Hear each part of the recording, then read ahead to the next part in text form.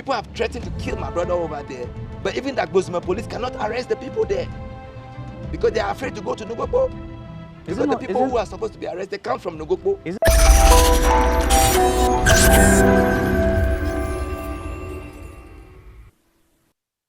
Let's have a conversation about the Volta region. Let's go to Ketu South. Now, Ketu South has been in the news for a lot of the reasons. First, about what happened at Nugokpo, and also concerning the Archbishop Charles Ajinasare. And then also very recently, the flooding situation there. But this conversation is not going to focus on either of those issues. But we're still in the Ketu South municipality. My name is Atisu. Welcome to Say It Loud here on Ghanaweb TV. We are speaking with someone who I refer to as a prince because his father was a Paramount Chief of Agbozume in the Ketu South municipality. Mr. Courage, thank you very much for joining us. Thank you too. I hope you are doing well. I'm good. You have some very interesting details about what I'll call your native community. What's happening in Agbozume and its environment that is intriguing you so much that you want to speak about? Well, so many things have happened, and so many things are still happening. Tell me about them. For instance, my father was a Paramount Chief from 1971, when I was not even born, till he died in 2012. But we finally could bury him and did a funeral in 2018. That means he was in the morgue for 6 years and over.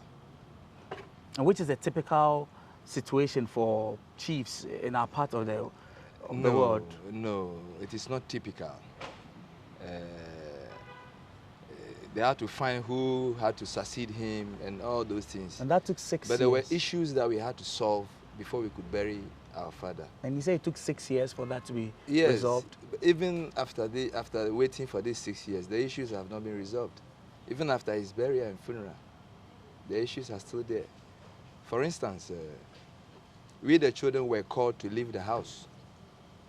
After our father's burial in 2018, we were called in 2019 to leave the house. Leave which house? Actually, our father used his own personal house as the palace for all those years. For the years from the 1970s? Yes. From the time he was installed as the chief. First, he lived in his mother's house before he decided to establish the palace, to build the palace for himself. Let's take the conversation one after the other. Why did your father decide to use his personal property for the palace? Because way back in 1971, there was nothing like a palace. Though there was the chief who was there before my father, he had a palace at a different area in the town. And because we have 2 gates, our gate decided that it's time for them to build a palace at the area. Okay. But it was my father who built it. Okay. Yes. So that's why that place became the palace. The palace. Okay. Yes. Now, you say from that time till your father died in 2012. Yes. The place served as a palace. Exactly. And then after he was buried in 2018, 6 years after his death, the family, that's you and your siblings and every other person, is being asked to pack out. Exactly. What are the issues around that? The issue is, they said they have a new Paramount Chief. Okay. So he needs to come and stay in a palace. So we told them that the other gates have a palace. So why don't they go to the other place? But I found it very strange for them to just ask us to leave without resettlement. Is the new chief from the other gate? The new chief is from the other gate. Okay. The Adama gate. So now, since your father used that property as a palace, does it not technically become palace? Yes, I agree with you. Technically, it becomes the palace. So what's the issue? But what do you do to the people living in the house? You have to resettle them. That you people, we've got some piece of land for you somewhere. Please move to that place.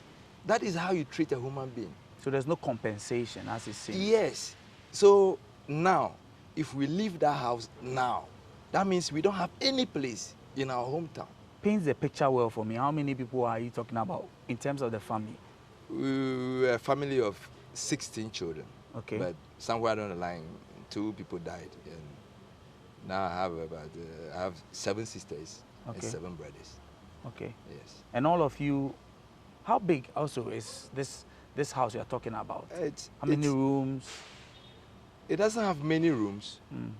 And for now, it's only one of our brothers who is living in the house with the wife. Okay. But like, we all need a place to lodge when we go to our hometown for funerals and other activities. So a place you can call home. Yes. Okay. If we leave that house, that means we don't have any place.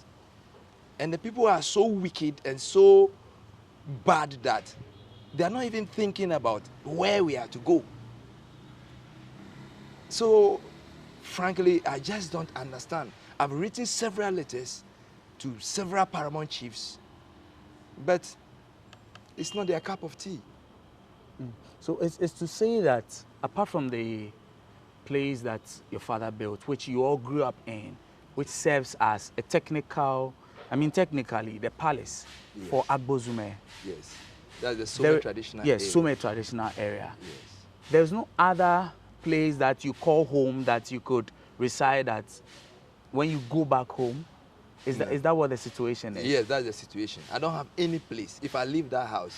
Because if I take you now that I'm going home, that is where I'm going to. Okay. So if I've been sacked from that house, if I'm sacked from that house, then that means if I go to my hometown, I don't have any place to stay. You've written to... And I was born in that house. Okay. And you see, likewise all your siblings? No. When my father was installed as a Paramount Chief in 1971, my mother was betrothed to him as the Queen Mother. So we are a family, our mothers are, we are 4. Actually, we were 5, one has gone. So we were 4. And we were born in the palace. So if the rest of my siblings have a place to go, I don't know. But me, I don't have any place to go. You in my hometown. So it means you're a prince. Exactly. And you are being moved out of your house. Yes. Is that something, who determines that? Who determines whether or not you can stay in that house or not? Is that something to be decided by the Council of Elders? Who actually does that? Well, actually, it should be by the Council of Elders. But the fact is, our father was not corrupt. If my father was corrupt, he would have had houses and properties all over. And because of the way my father ruled, he was there for over 41 years. He ruled holily, like he was okay with everybody. They just wanted to disgrace us, to embarrass us. So I need to come out publicly and tell the world that I don't have a place to stay. Would you be able to tell me if your father registered this property in the name of the family or as a paramount palace of the sort? Are you able to tell us whether any such thing exists? As far as I know, my elder brothers and sisters, there's no documentation. But our father made us know that the house is for him before he died. Okay. Yes. And you know of no other agreements?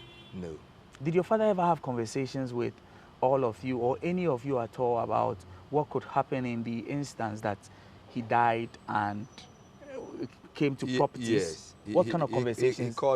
We do talk with our father, almost all of us. What conversations did you have with your father? For instance, he said when he dies, we shouldn't struggle to become the next chief because it is not our gate who is going.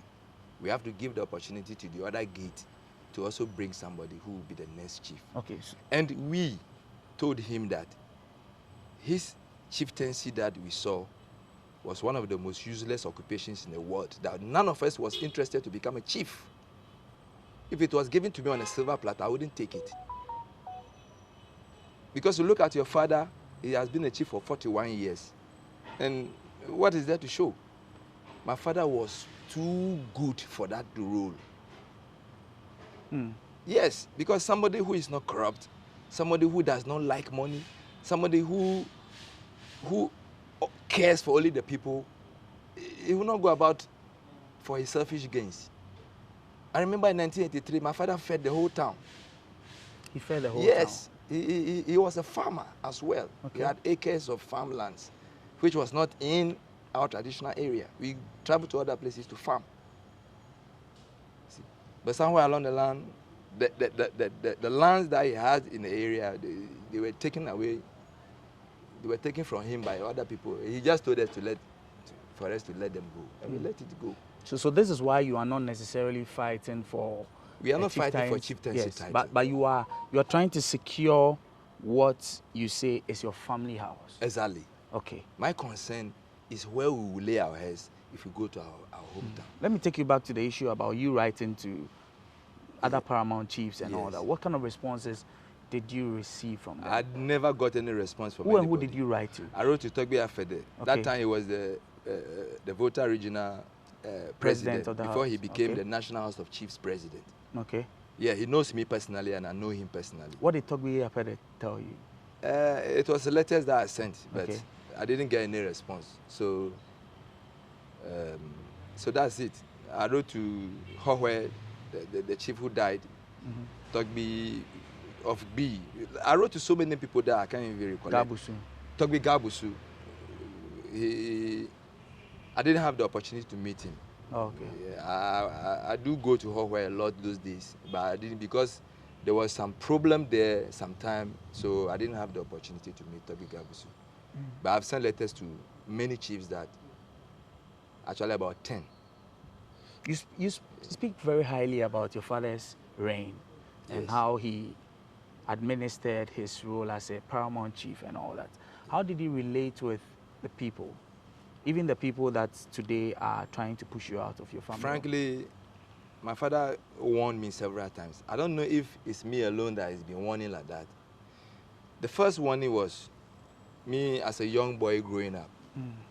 You know, as we are growing up, we go to town, we forget about the time, it's late. So my father always cautioned me that some people are after him. And that as they are not getting him, it is me that they will get. And I'm like, why me? You're not the eldest son. I'm the last boy. Actually, my younger sister is the last child that my father has. So I can say I'm the last son. Okay. Yes. And I'm like, if somebody wants to kill you, it's you they will kill you. It's not me. Because me, I'm stronger in me, maybe than the powers that brought you to earth. So I've been having that chat with my father all the time. I go out, I come deep in the night, and it was like, I want you to bury me. I don't want to bury you. And I'm like, I'll bury you. Which you did. Which I did. And frankly, I played a role before my father was buried. Because finally, we had to go to the chieftaincy minister for approval and all the things to happen. Because there were so many factions, so many dates of burials. Like, they just kept postponing. And the day of the funeral, officials couldn't come to the funeral because the dates kept changing. But it was only former President Rawlings who came. Yes. I see. Now, do you feel let down? These same people you said your father treated like family. I don't feel let down because my father warned me that Agbozume people are bad people. Somebody who was my father and the paramount chief of the area telling me that I should be careful that the town in which we are is a dangerous town. I have to believe my father. And my father died before I came to the realization of everything that my father told me. Yes. Of course. I used to steal my father's car, take my friends out, all those truancy behaviors. Now some of them are in America. I'm in problem. They can't even sell me $50. So is that not a wicked person? And it's not one, it's not two, it's not three, so many. So really, I come from a very difficult town, a very wicked town. They are evil people. I'm bold and proud enough to say it without fear or favor because I'm going through what I'm saying. And it is very disheartening. It is very painful. The last time I went to Agbozume was 2019.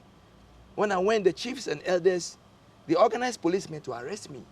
But having contested MP for there on 2 occasions, they realized that I'm not that kind of person. I just told the police people that they should you go. contested? I will come. You Yes, contested to I become... contested for Okay. During whose time? Fiavi's time? Yeah, I contested with Fiavi. Okay. Yeah. All right. That's 2012 and 2016. Okay. 2020, I know I will not win, so I didn't even try again. Yeah, Mrs. Rollins was my sponsor. And okay. Paying filing fee, everything else wasn't the problem. All right. Yeah. I want us to just pause for now. We would return and then we would get more into all of the sentiments you have about your people and why you call them all the names you call them. This is Say It Loud on Ghanaweb TV. We'll be back shortly. Everyone needs the perfect snack to munch on during a fun moment. Wow. Enjoy the tasty McBerry Twist cupcakes, deliciously baked and packaged for a sweet treat. Premium quality cakes baked with love for all, enriched in butter and milk. Yummy.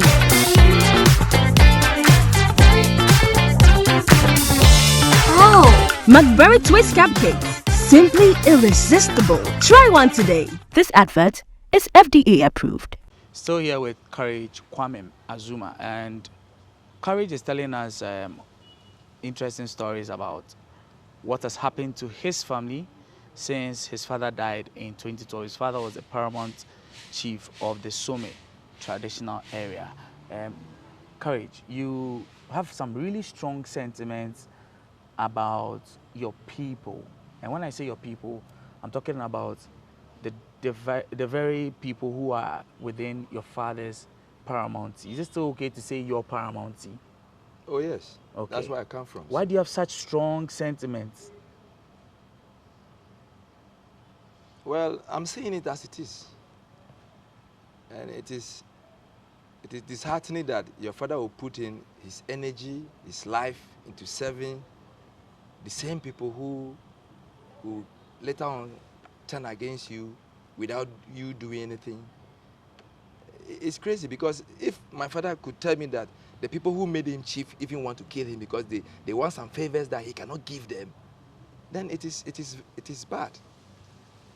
And I mentioned Ngokpo in my write-ups on Facebook, that Ngokpo people are also very bad and very wicked people, because there are some chiefs coming from there who are the #1, like, I don't know how to describe them. They are pushing this agenda. I don't know what my father... The agenda was to overtake... to eject us from the Ngokpo, house. does Ngokpo fall under the Somey tradition? Yes, Ngokpo is under Agbozume. Somey, okay. Yes. All right. Yes. So your father oversaw those areas? Exactly. My father's boundary goes up to Denu. Okay. And shares border to Keta.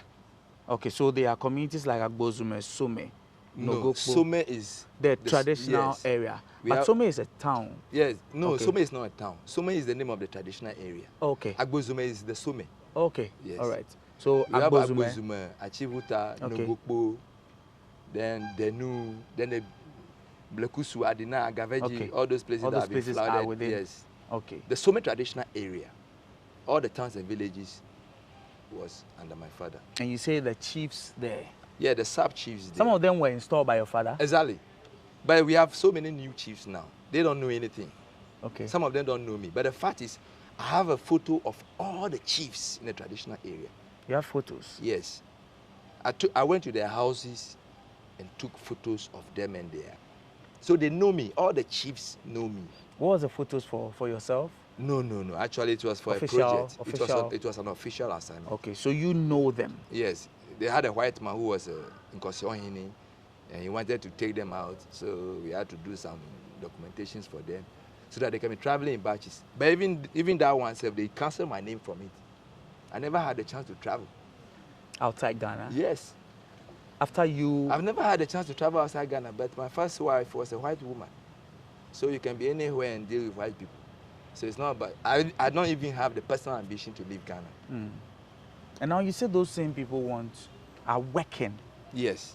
They are working hard to get you out. Exactly. How serious of a situation is it now? Are they winning? Why are you now talking? I'm now talking because in Ghana, I'm not even talking, I'm shouting. Because in Ghana, if you don't shout, you don't get ahead. The first thing is, I don't have money to go hire a lawyer to take them on. Though my brother says they have a case in court claiming the ownership of the house, I don't believe anything anymore. Because everything I told my siblings, every little thing I told my siblings about what is happening now has come to pass. And I told them that we need to solve all these problems before we bury our father, because he's been there already for long. But they say if we bury him, everything will be fine. Now they are all regretting, and now they hold me in high esteem.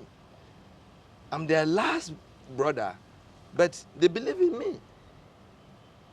One brother called me recently that I should find money and come, so that they'll install me as the chief, because we have the palace already.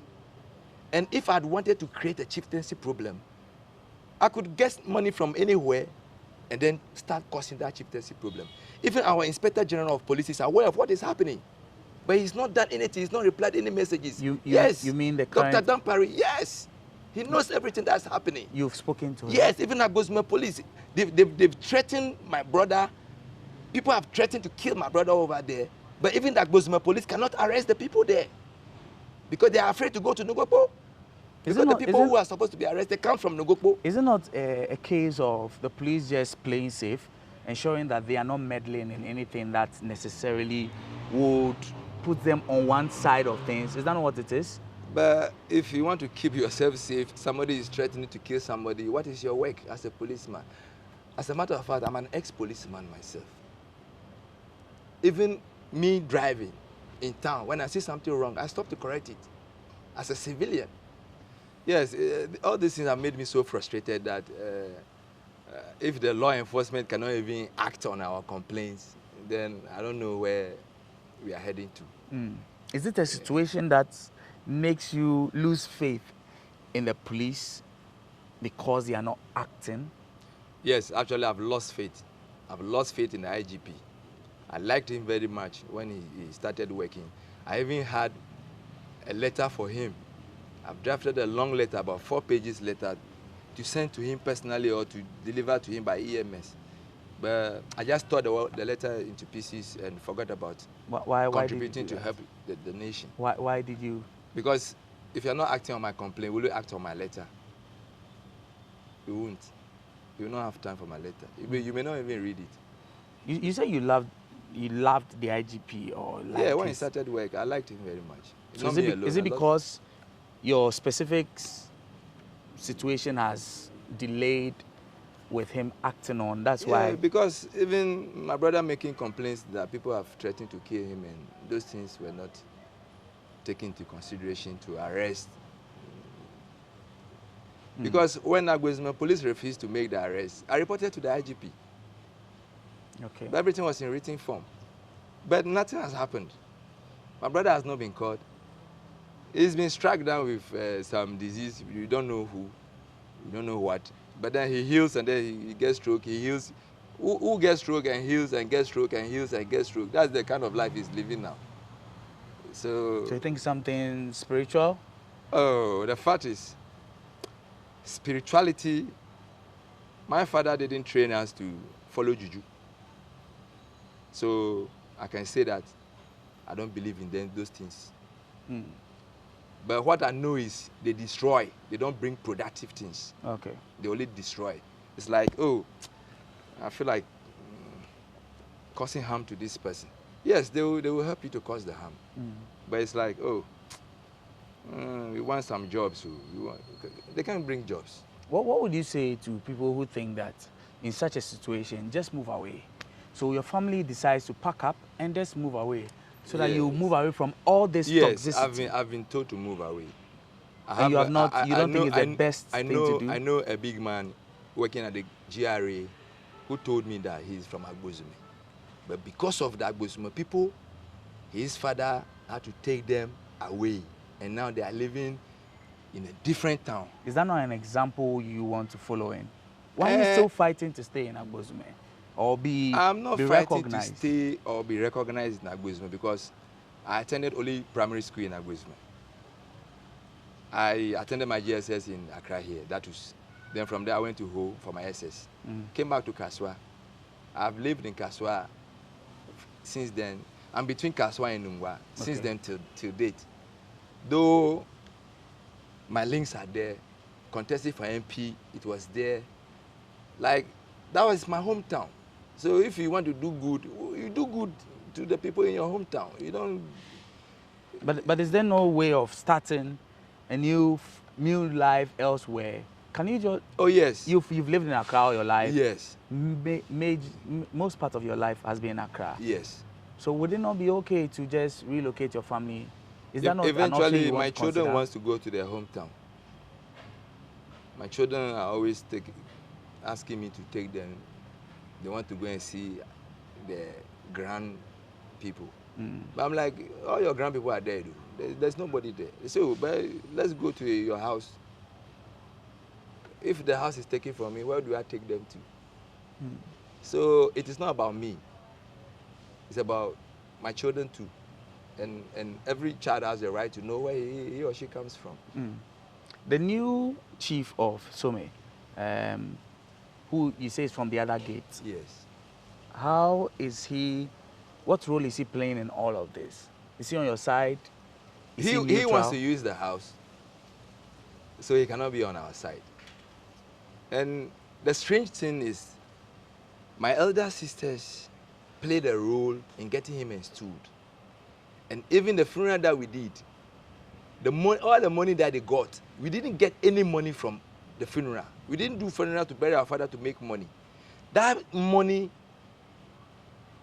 I can say it was stolen, because we never discussed how we use the money. They only told us that they used the money to install the new chief. But that is not what they should have done with the money. Because former President Rawlings made a personal donation of 5,000 to be given to the children. And the person who deserved that money was me. Because I'm the last boy. Before I give some to my sister. But even that money, we didn't see it. Actually, I'm not here to talk about funeral money, but then the house, we can't lose that house. It will become terrible for us if you lose that house. Okay. Now, chiefs have been written to, no responses, IGP not acting, the very people your father trusted, and some of them gave room to also thrive in the community. All these people seem to be working against you and want you out. What's the way forward? What's it that is going to happen now if eventually they find all means possible to move you out of that house? The worst case. The worst case. Life wouldn't be worth living for if I can't take my children to my village. It seems this is at your heart, taking your children back home. Which Yes, they want to go home. I'm not forcing them. I didn't even want them to speak Ewe. You didn't want them to? Yes. There's nothing good about where I come from. Why should I force the language on the children? They are doing fancy in school, and it's okay. Yes. So you don't think that if this is not resolved, you think that it will just mess up a lot of things about your life? Yes. And if this is not resolved, my children too in future will say Agbozume people are bad people. All right. Mr. Courage, Kwmae, Azumah. Yes, sir. Thank you very much. We're hoping that this word gets out and possibly some help comes to you as soon as possible. Thank you. So I've just had a conversation with a prince from the Somey Traditional Area. His father was Paramount Chief for the area for many decades until 2012 when he died. My name is Etsey Atisu. Thank you very much for joining us on Say It Loud. Until another time, be safe.